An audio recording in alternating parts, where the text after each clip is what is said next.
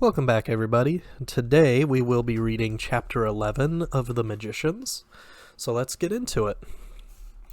Chapter 11. Alice. Quentin didn't spend any time in Brooklyn that summer because his parents didn't live there anymore.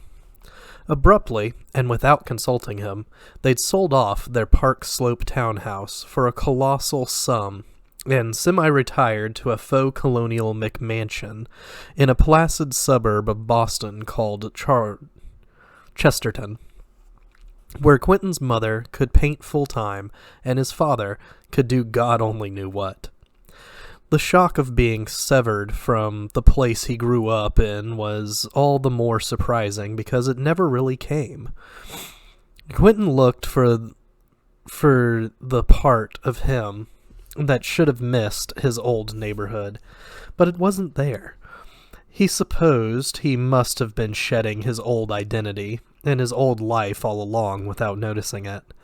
This just made the cut cleaner and neater. Really, it was probably easier this way.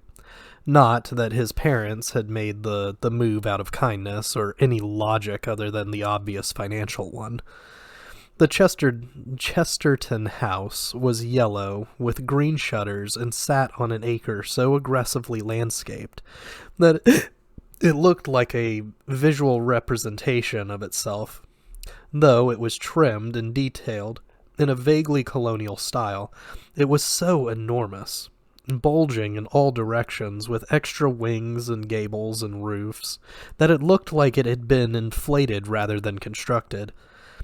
Huge cement air conditioning bunkers hummed outside night and day. It was even more unreal than the real world usually was. When Quentin arrived home for summer vacation, Brakebills summer, September for the rest of the world, his parents were alarmed at his gaunt appearance, his hollow, shell-shocked eyes, his haunted demeanor. But their curiosity about him was, as always, mild enough to be easily manageable, and he started gaining weight back quickly with the help of their massive, ever-full suburban refrigerator. At first, it was a relief just to be warm all the time, and to sleep in every day, and to be free of Mayakovsky and the circumstances in that merciless white winter light. But after 72 hours, Quentin was already bored again. In Antarctica, he'd fantasized about having nothing to do except lie on his bed and sleep and stare into space. But now, those empty hours were here, and they were getting old amazingly fast. The long silences at Brakebills South had made him impatient with small talk. He had no interest in TV anymore. It looked like an electronic puppet show to him. An artificial version of an imitation world that meant nothing to him anyway. Real life, or was it fantasy life? Whichever one Brakebills was, that was what mattered. And that was happening somewhere else. As he usually did when he was stuck at home, he went on a Fillery binge. The old 1970s-era covers looked more and more dated every time he saw them, with their psychedelic yellow submarine palette. And on a couple of them, the covers had come off completely and been tucked back between the pages as bookmarks. But the world inside the books was as fresh and vital as ever, unfaded and unironized by time. Quentin had never before really appreciated the cleverness of the second book, The Girl Who Told Time, in which Rupert and Helen are abruptly shanghaied into Fillery straight out of their respective boarding schools. The only time the Chatwins cross over in winter instead of summer. They end up back in an earlier time period, one that overlaps with the storyline of the first book. With the aid of foreknowledge, Rupert dogs Martin's and Helen's footsteps, the earlier Helens, as they repeat the action of the world in the walls. Note for note. He keeps just out of view, dropping clues and helping them out without their knowledge. The mysterious character known only as the Wood One turns out to have been Rupert in disguise. Quentin wondered if Plover wrote The Girl Who Told Time just to shore up all the plot holes in The World and the Walls. Meanwhile, Helen embarks on a hunt for the mysterious questing beast of Fillery, which according to legend can't be caught, but if you do catch it, all logic aside, it's supposed to give you your heart's desire. The beast leads her on a tricksy,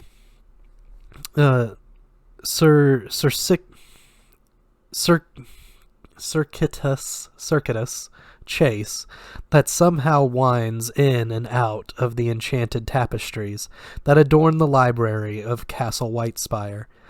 She only ever catches a glimpse of it, peeking coyly out at her from behind an embroidered shrub before vanishing in a flicker of cloven hooves.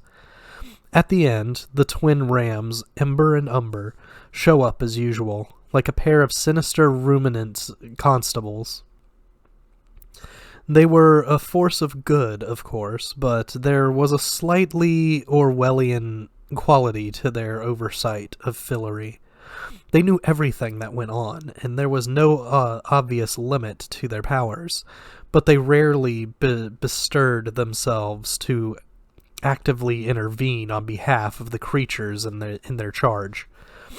Mostly, they just scolded everybody involved for the mess they'd made, finishing each other's sentences, then made everyone renew their vows of fealty before wandering away to crop some luckless farmers' alfalfa fields.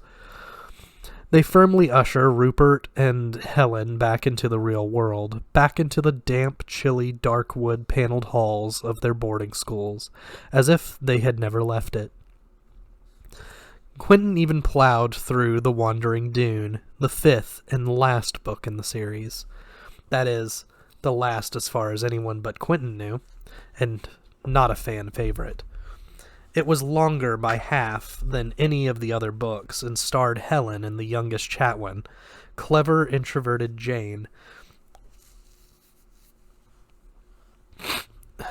The tone of The Wandering Dune is different from earlier books, having spent the last 2 volumes searching fruitlessly for their vanished brother Martin. The Chatwin's usually cheery English indomitability has been tempered by a wistful mood. On entering Fillery, the 2 girls encountered a mysterious sand dune being blown through the kingdom all by itself. They climb the dune and find themselves riding it through the green Fillorian countryside, and on out into a dreamy desert wasteland in the far south, where they spend most of the rest of the book. Almost nothing happens. Jane and Helen fill up the pages with interminable conversations about right and wrong and teenage Christian metaphysics, and whether their true obligations lie on Earth or in Fillery. Jane is desperately worried about Martin, but also, like Quentin, a little jealous. Whatever iron law kept the Chatwins from staying in Fillery forever, he had found a loophole, or it had found him. Alive or dead, he had managed to overstay his tourist visa. But Helen, who has a scoldly streak, heaps scorn on Martin. She thinks he's just hiding in Fillery, so he won't have to go home. He's the child who doesn't want to leave the playground, or who won't go to bed. He's Peter Pan. Why can't he grow up and face the real world? She calls him selfish, self-indulgent, the biggest baby of us all. In the end, the sisters are picked up by a majestic clipper ship that sails through the sand as if it were water. The ship is crewed by large bunnies who would be overly cutesy. The Wandering Dune haters always compared them to Ewoks. If it weren't for their impressively hard-assed attention to the technical details of operating their complex vessel. The bunnies leave Jane and Helen with a gift, a set of magical buttons they can use to zap themselves from Earth to Fillery and back at will. On returning to England, Helen, in a fit of self-righteousness, promptly hides the buttons and won't tell Jane where they are, upon which Jane excoriates her in fine period vernacular and turns the entire household upside down and inside out. But she never finds the buttons, and on that unsatisfying note, the book and the whole series ends. But if it didn't turn out to be the final book in the series, Quentin wondered where Plover could possibly have gone with the story in The Magicians. For one thing, he was out of Chatwins. The books always featured 2 Chatwin children, an older one from the previous book and a new, younger one. But pretty dark-haired Jane was the last and youngest Chatwin. Would she have gone back to Fillery alone? It broke the pattern. For another, half of the fun of the books was waiting for the Chatwins to find their way into Fillery, for the magic door that opens for them and them only to appear. You always knew it would, and it always surprised you when it did, but with the buttons, you could shuttle back and forth at will. Where was the miracle in that? Maybe that was why Helen hid them. They might as well have built a subway to Fillery. Quentin's conversations with his parents were so circular and self-deafening. They sounded like experimental theater. In the mornings, he lay in bed as long as he could stand it, in an attempt to avoid breakfast with them, but they always waited for him. He couldn't win. They had even less to do than he did. Sometimes he wondered if it was a perverse game they played, that they were in on and he wasn't. He would come down to find them sitting at a table littered with crusts and crumbs and clementine peels and cereal bowls, while he pretended to be interested in the Chesterton chestnut. He would furiously search for some even remotely plausible topic of conversation. So, are you guys still going on that trip to South America? South America? His dad looked up, startled, as if he'd forgotten Quentin was there. Aren't you going to South America? A look passed between Quentin's parents. Spain. We're going to Spain and Portugal. Oh, Portugal, right. I was thinking Peru for some reason. Spain and Portugal. It's for your mother. There's an artist's exchange with the university in Lisbon. Then we're going to take a boat trip down the Tigris. Tagus, darling, Quentin's mother said, and her tinkling, I married an idiot laugh. The Tagus. The Tigris is in Iraq. The Tigris is in Iraq. She bit into a piece of raisin toast with her large straight teeth.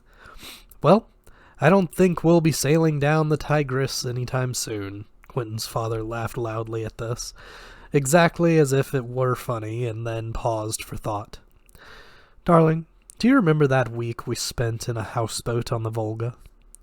An extended Russian reminiscence followed, a duet punctuated by significant silences that Quentin interrupted as allusions to sexual activities that he didn't want to know about. It was enough to make you envy the Chatwins, with Dad in the army and Mum in the madhouse.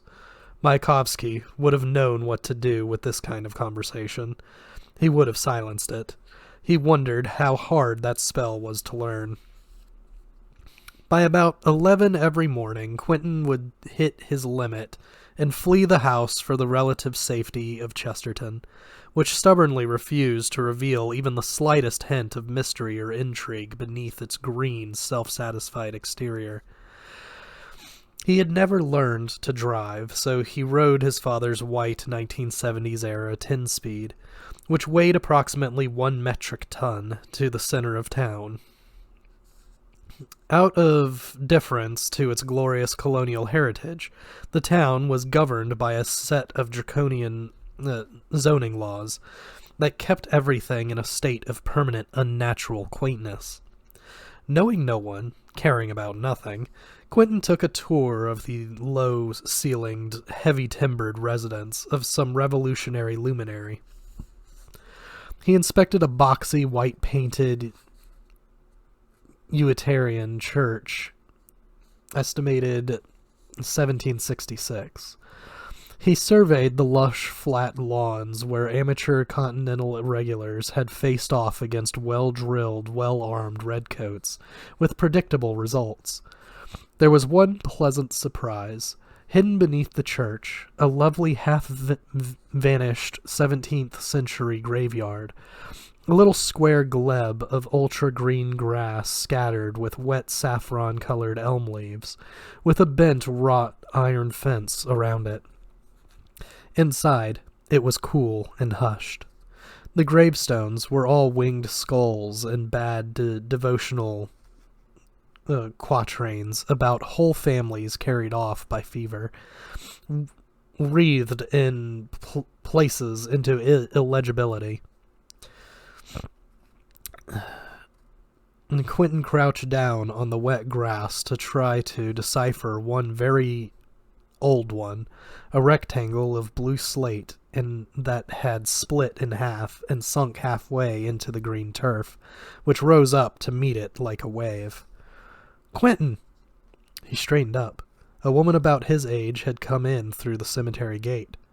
"Hi," he said cautiously. How did she know his name? "I guess you didn't think I would find you," she said unsteadily.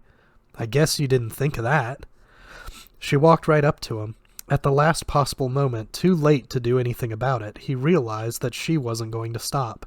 Without breaking stride, she grabbed the front of his barn jacket and marched him stumbling backward over a low footstone right into the aromatic branches of a cypress tree.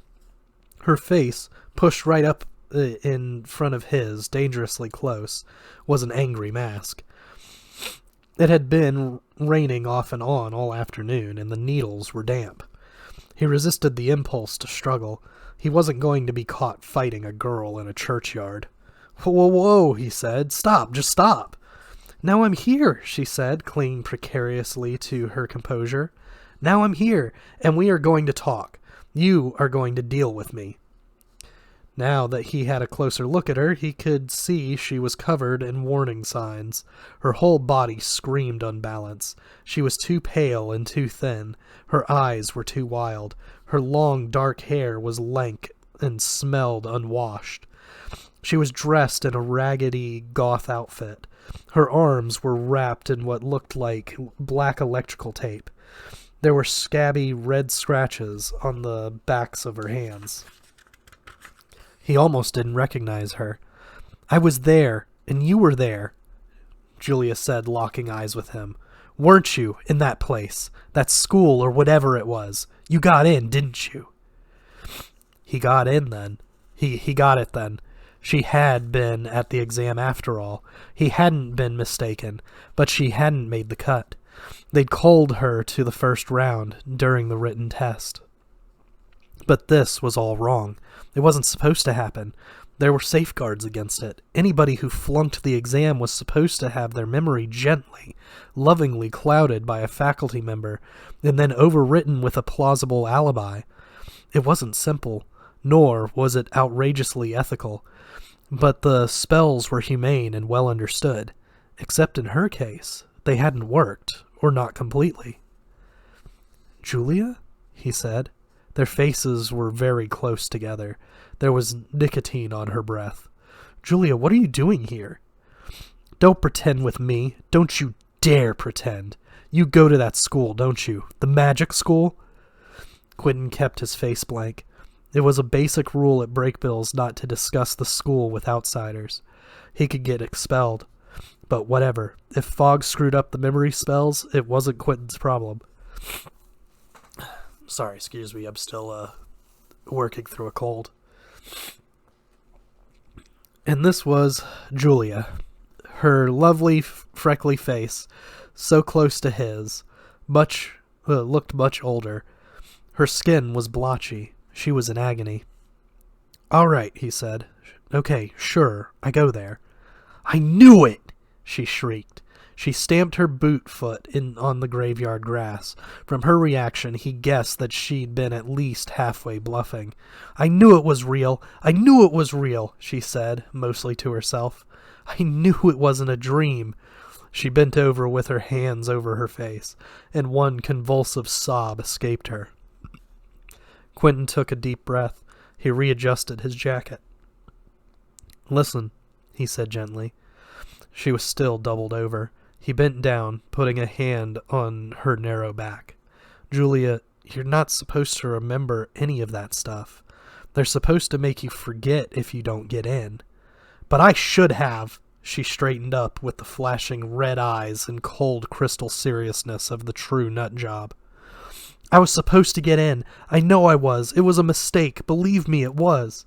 Her large eyes trying to burn into his. "I'm like you. I can do real magic. I'm like you, see? That's why they couldn't make me forget." Quentin saw.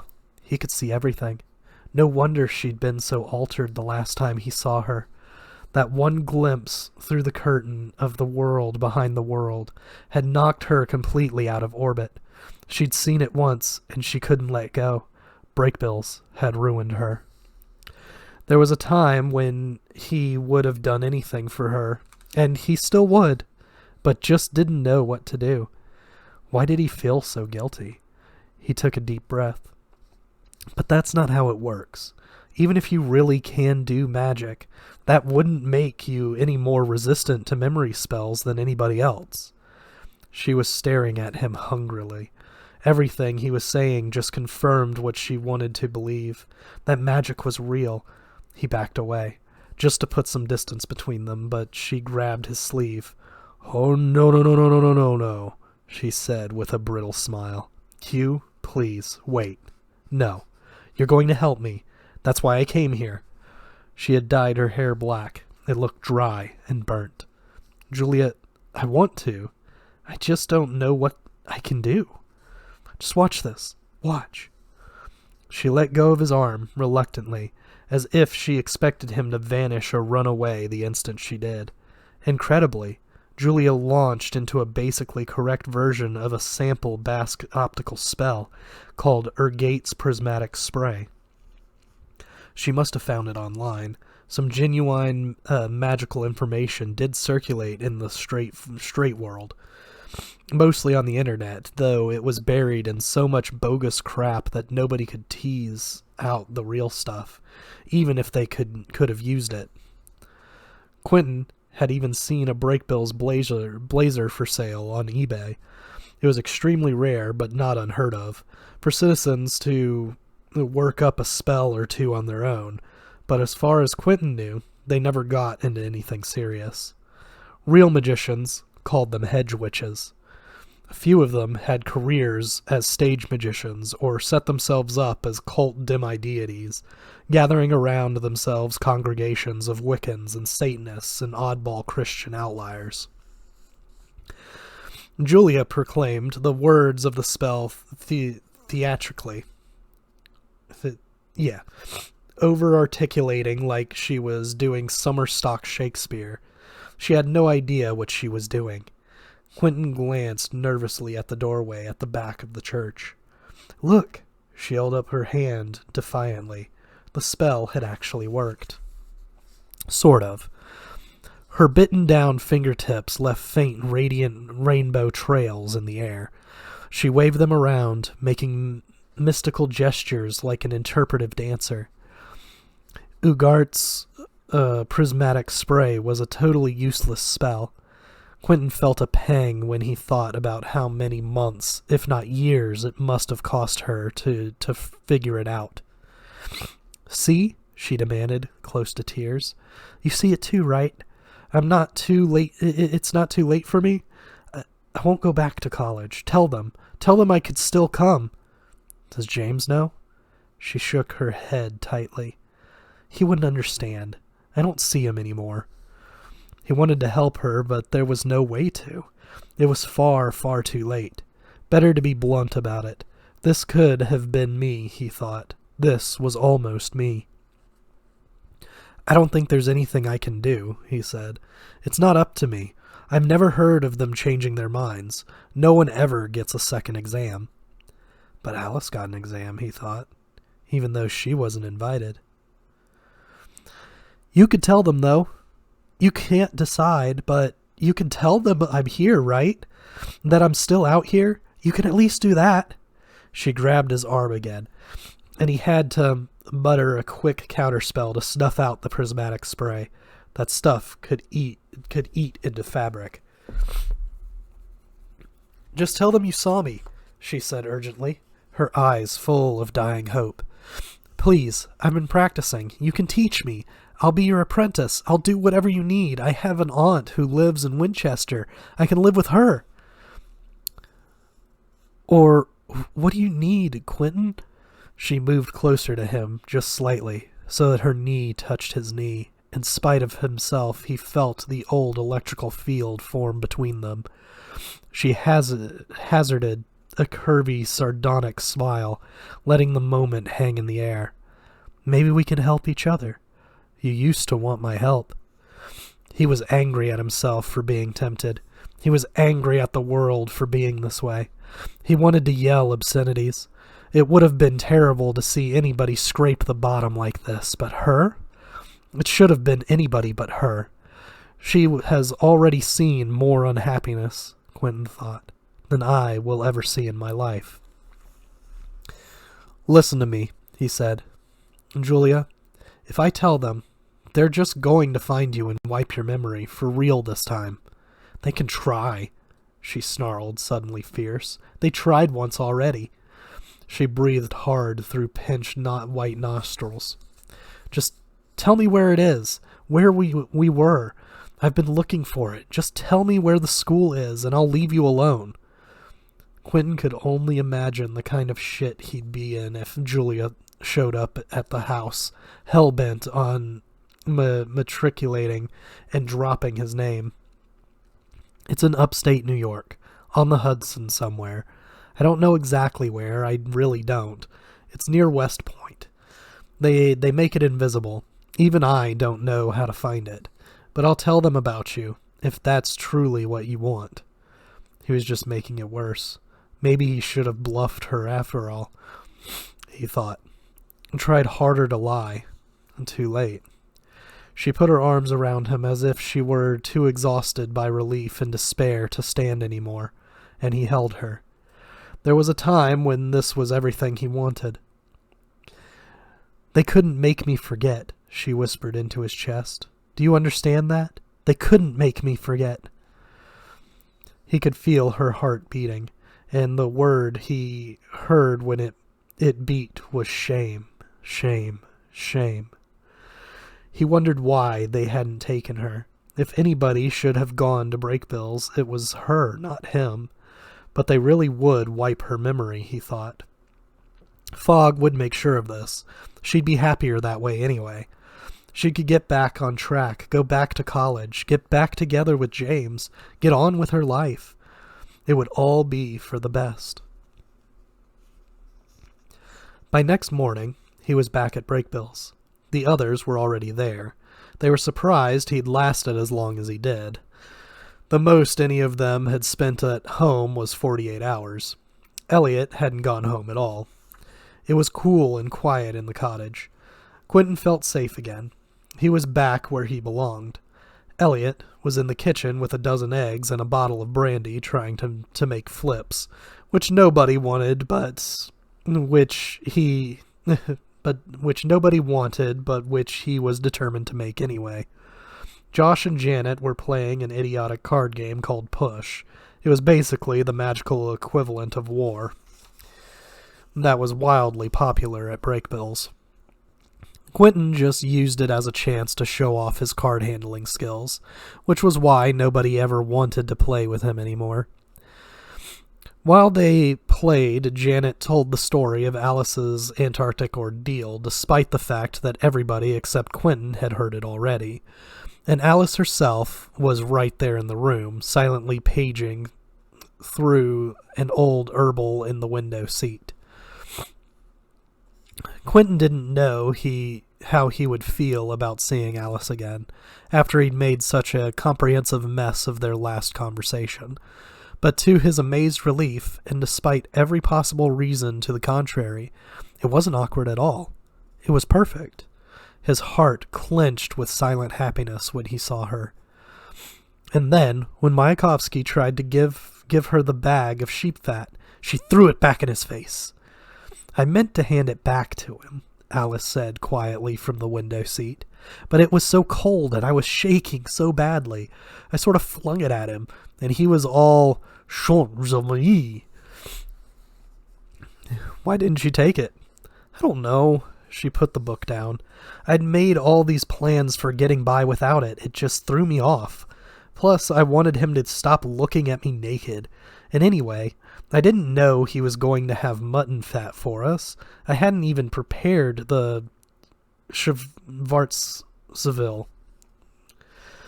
That was a white lie. Like Alice couldn't have cast the heat spell. He had missed her so much.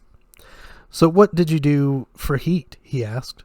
"I tried using some of those German thermogenesis charms, but they kept fading away whenever I fell asleep. By the second night, I was waking myself up every 15 minutes just to make sure I was still alive. By the third day, I was losing my mind, so I ended up using a tweaked Miller flare." "I don't get it," Josh frowned. "How is that supposed to help?" "If you kind of mangle it a little, it becomes inefficient. The extra energy comes out as heat instead of light. You know, you could have cooked yourself by accident," Janet said. "I know, but when I realized the German thing wasn't going to work, I couldn't think of anything else." "I think I saw you once," Quentin said quietly, "at night." "You couldn't have missed me. I looked like a road flare." "A naked road flare," Josh said. Elliot came in with a tureen full of viscous, unappetizing flip and began ladling it into teacups. Alice picked up her book and headed for the stairs. "Hang on, I'm coming back with the hot ones," Elliot called, busily grating nutmeg. Quentin didn't hang on. He followed Alice. At first, he'd thought everything would be different between him and Alice. Then he thought everything was back to normal. Now he understood that he didn't want things to be back to normal. He couldn't stop looking at her. Even after she'd looked at him, seen him looking at her, and looked away in embarrassment again. It was like she'd become charged in some way that drew him to her uncontrollably. He could sense her naked body inside her dress, smell it like a vampire smells blood. Maybe Mayakovsky hadn't quite managed to get all the fox out of him. He found her in one of the upstairs bedrooms. She was lying on one of a pair of twin beds on top of the bedspread, reading. It was dim and hot. The roof slanted in at an odd angle. The room was full of odd, old furniture. A wicker chair with a stabbed-in seat. A dresser with a stuck drawer, and it had deep red wallpaper that didn't match any other room in the house. Quentin yanked up the window halfway. It made an outraged squawk, and flopped down on the other twin bed. "Can you believe they have these here? It's a full set. They were all in the bookcase in the bathroom." She held up the book she was reading. Incredibly, it was an old copy of The World in the Walls. "I had that exact same edition." The cover showed Martin Chatwin halfway through the old grandfather clock, with his feet still in this world and his amazed head poking into Fillery, which was drawn as a groovy 1970s disco winter wonderland. "I haven't looked at them for years. God, remember the cozy horse? That big velvet horse that would just carry you around? I wanted one so badly when I was that age. Did you read them?" Quentin wasn't sure how much to reveal about the Fillery obsession. "I may have taken a look." Alice smirked and went back to the book. "Why is it that you still think you can keep secrets from me?" Quentin folded his hands behind his head and lay back on the pillow and looked up at the low, tilted ceiling. This wasn't right. There was something brother-sister about it. Here, budge over. He switched beds and lay down next to Alice, hip-checking her sideways to make room on the narrow bed. She held up the paperback, and they read together silently for a few pages. Their shoulders and upper arms touched. Quentin felt like the bed was on a train moving very fast, and if he looked out the window, he'd see the landscape racing past. They were both breathing very carefully. I never got it about the crazy horse, the cozy horse, Quentin said after a while. First of all, there's only one of it. Is there a whole herd of cozy horses somewhere? And then, it's too useful. You'd think somebody would have domesticated it by now. She whacked his head with the spine, not completely gently. Somebody evil? You can't break the cozy horse. The cozy horse is a free spirit. Anyway, it's too big. I always figured it was mechanical. Somebody made it somehow. Like who? I don't know. A magician? Somebody in the past? Maybe the cozy horse is a girl thing. Janet stuck her head in. Apparently, the exodus downstairs was general. Ha! Janet brayed. I can't believe you're reading that. Alice scooched an inch away from him instinctively, but he didn't move. Like you didn't, Quentin said. Of course I did. When I was 9, I made my family call me Fiona for 2 weeks. She vanished, leaving behind a comfortable, echoless silence. The room was cooling down as hot air ascended out through the half-open window. Quentin imagined it rising in an invisible braided plume into the blue summer day. Did you know there really was a Chatwin family, he asked, in real life? Supposedly they lived next door to Plover. Alice nodded. She unscooched now that Janet was gone. It's sad, though. Sad how? Well, do you know what happened to them? Quentin shook his head. There's a book about it. Most of them grew up to be pretty boring. Housewives and insurance magnates and whatnot. I think one of the boys married an heiress. I know one got killed in World War II. But you know the thing about Martin? Quentin shook his head. Well, you know how he disappears in the book? He really did disappear. He ran away or had an accident or something. One day after breakfast, he just vanished and they never saw him again. The real Martin? The real Martin? God, that is sad. He tried to imagine it. A big, fresh-faced, floppy-haired English family. He pictured them in a sepia-toned family portrait in tennis whites.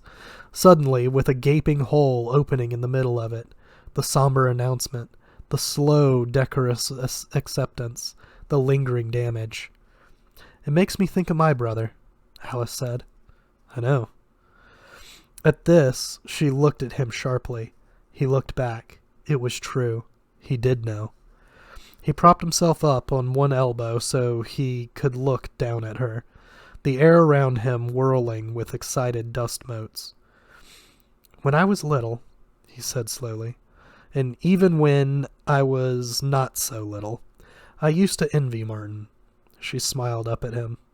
I know. Because I thought he'd finally done it.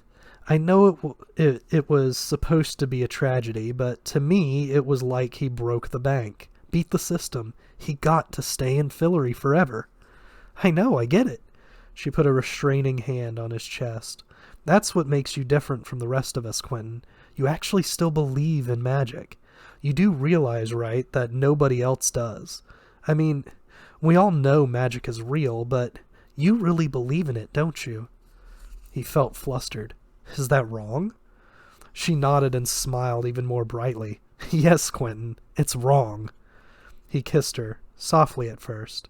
Then he got up and locked the door. And that's how it started. Though of course it had been starting for a long time. At first, it was like they were getting away with something, as if they half expected someone or something to stop them. When nothing happened, and there were no consequences, they lost control. They ravenously, roughly pulled each other's clothes off, not just out of the desire for each other, but out of a pure desire to lose control. It was like a fantasy. The sound of breathing and rustling cloth was thunderous in the little chaste bedroom. God only knew what they could hear downstairs. He wanted to push her, to see if she had it as bad as he did, to see how far she'd go and how far she'd let him go. She didn't stop him. She pushed him ever further. It wasn't his first time, or even his first time with Alice, technically, but this was different. This was real, human sex, and it was so much better just because they weren't animals, because they were civilized and prudish and self-conscious humans who transformed into sweaty, lustful, naked beasts, not through magic, but because that's who on some level they really were all along.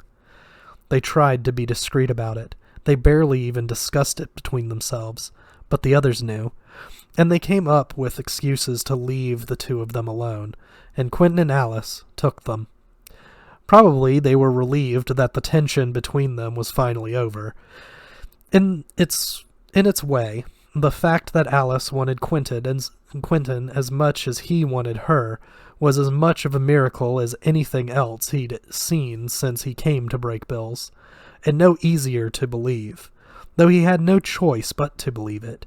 His love for Julia had been a liability, a dangerous force that lashed him to cold, empty Brooklyn. Alice's love was so much more real, and it bound him finally and for good to his new life, his real life at Brakebills. It fixed him here and nowhere else. It wasn't a fantasy. It was fresh. It was flesh and blood. And she understood that. She seemed to know everything about Quentin, everything he was thinking and feeling, sometimes before he did, and she wanted him in spite of it, because of it. Together they rudely colonized the upstairs at the cottage, running back to the dorms only for indispensable personal items, and letting it be known that trespassers would be exposed to displays of mutual affection, verbal and otherwise, in the sight of their scattered underthings. That wasn't the only miraculous event that summer.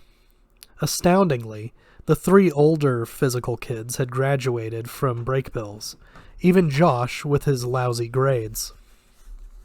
The official ceremony would happen in another week. It was a private affair to which the rest of the school was not invited. By tradition, they would be allowed to stay at Brakebills for the rest of the summer, but after that, they would be ushered out into the world. Quentin was stunned by this turn of events. They all were. It was hard to imagine life at Brakebills without them. It was hard for Quentin to imagine life after Brakebills at all. There hadn't been much discussion of what they were going to do next, or at least not around Quentin. It wasn't necessarily a cause for alarm. The passage from Brakebills to the outside world was a well-traveled one. There was an extensive network of magicians operating in the wider world, and being magicians, they were in no danger of starving. They could do more or less whatever they wanted as long as they didn't interfere with one another. The real problem was figuring out to their own satisfaction what that was. Some of the student body went into public service, quietly promoting the success of humanitarian causes, or subtly propping up the balance of various failing ecosystems, or participating in the governance of magical society, such as it was. A lot of people just traveled, or created magical artworks, or staged elaborate sorceress war games. Others went into research. Many magical schools, although not Brakebills, offered programs of postgraduate study, with various advanced degrees conferred at the end. Some students, even conventional science, chemistry especially, to magical techniques, was a hot field. Who knew what exotic spells you could create using the new transuranic elements? I was thinking of trying to talk to the Thames dragon about it, Elliot said airily one afternoon. They were sitting on the floor in the library. It was too hot for chairs. The who? Quentin said. You think he would see you? Josh asked. You never know till you ask. Wait a minute, Quentin said. Who or what is the Thames dragon? The Thames dragon, Elliot said. You know, the dragon who lives in the Thames. I'm sure he has another name, a dragon name, but I doubt we could pronounce it. What are you saying? Quentin looked around for help. An actual dragon? Are you saying there are real dragons? He hadn't quite reached the point where he always knew when he was being made fun of. Come on, Quentin, Janet scoffed. They'd gotten to the part of push where they flipped cards across the room into a hat. They were using a mixing bowl from the kitchen. I'm not kidding. You really don't know? Didn't you read the macabre? Alice looked at him incredulously. It was in Merrick's. It was in Merrick's class. No, I did not read the macabre, Quentin said. He didn't know whether to be angry or excited. You could have just told me that there were real dragons. She sniffled. It never came up. Apparently, there really were such things as dragons, though they were rare, and most of them were water dragons, solitary creatures who rarely broke the surface and spent a lot of their time asleep, buried in river mud. There was one, no more, in each of the world's major rivers, and being smart and practically immortal, they tended to stash away all kinds of odd bits of wisdom. The Thames dragon was not as sociable as the Ganges dragon, the Mississippi dragon, or the Neva dragon, but it was said to be much smarter and more interesting. The Hudson River had a dragon of its own. It spent most of its time curled up in a deep, shadowy eddy, less than a mile from the Brakebills' boathouse. It hadn't been seen for almost a century. The largest and oldest known dragon was a colossal white, who lived coiled up inside a huge freshwater aquifer under the Antarctic ice cap, and who had never once in recorded history spoken to anyone, not even its own kind. But you really think the Thames dragon is going to give you free career advice? Josh said. Oh, I don't know, Elliot said. Dragons are so weird about these things. You want to ask them deep, profound questions like, where does magic come from? Or are there aliens? Or what are the next 10 Mersenne primes? And half the time they just want to play Chinese checkers. I love Chinese checkers, Janet said. Well, okay, maybe you should go talk to the Thames dragon, Elliot said irritably. Maybe I will, she said happily. I think we'd have a lot to talk about. Quentin felt like all the physical kids were falling in love with each other, not just him and Alice, or at least with who they were when they were around each other. In the mornings, they slept late. In the afternoons, they played pool and boated on the Hudson and interrupted each other's dreams and debated meaningless points of magical technique. They discussed the varying intensities and timbers of their hangovers.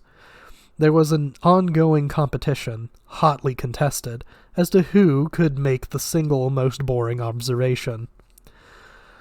Josh was teaching himself to play the rinky-tink upright piano in the upstairs hallway, and they lay on the grass and listened to his halting rendition of Heart and Soul over and over and over again. It should have been annoying, but somehow it wasn't. By this point, they had thoroughly co-opted the butler, Chambers, who regularly furnished them with extra special bottles from the Brakebills cellars, which were overcrowded anyway and needed to be drunk up. Elliot was the only one with any real sophistication in onological matters, and he tried to teach the rest of them, but Quentin's tolerance was low, and he refused to spit as a matter of principle, so he just ended up getting drunk every night and forgetting whatever he was supposed to be learning and started over from scratch the next night. Every morning, when he woke up, it seemed impossible that he could ever consume another drop of alcohol, but that conviction had always evaporated by 5 o'clock in the afternoon. That's it for Chapter 11, and we'll see you guys next week with Chapter 12.